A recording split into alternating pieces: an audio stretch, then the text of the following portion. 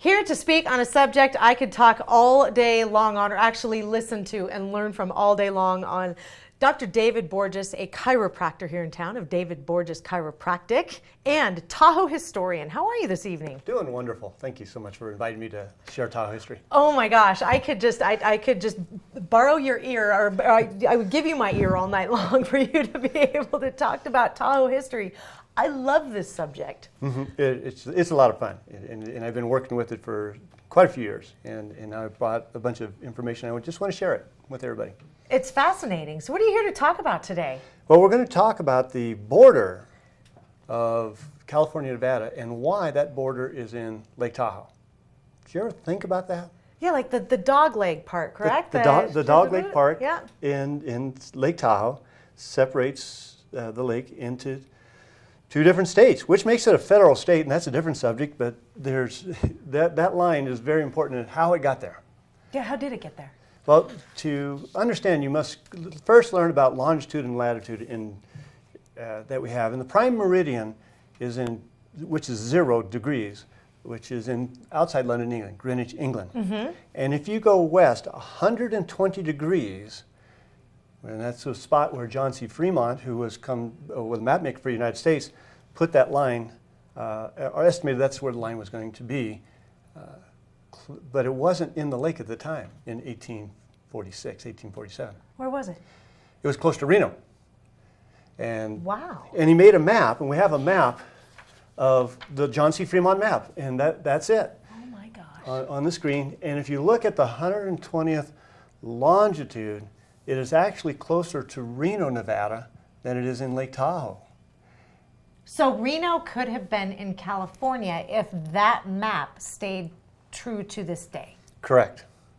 Because John C. Fremont was at the California Constitutional Convention in 1850.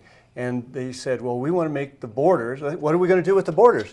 Well, we're going to make the borders 120th longitude and the 39th latitude, and take that point and go down to 35th latitude where it meets the Colorado River. Oh, that's why that gosh. angle's there. But it included Reno at the time. And so that's what the California Constitution Convention agreed upon. Unfortunately, 10 years later, we got a new map, and they got a new surveyor. And what happens when you have new surveys? The line changes.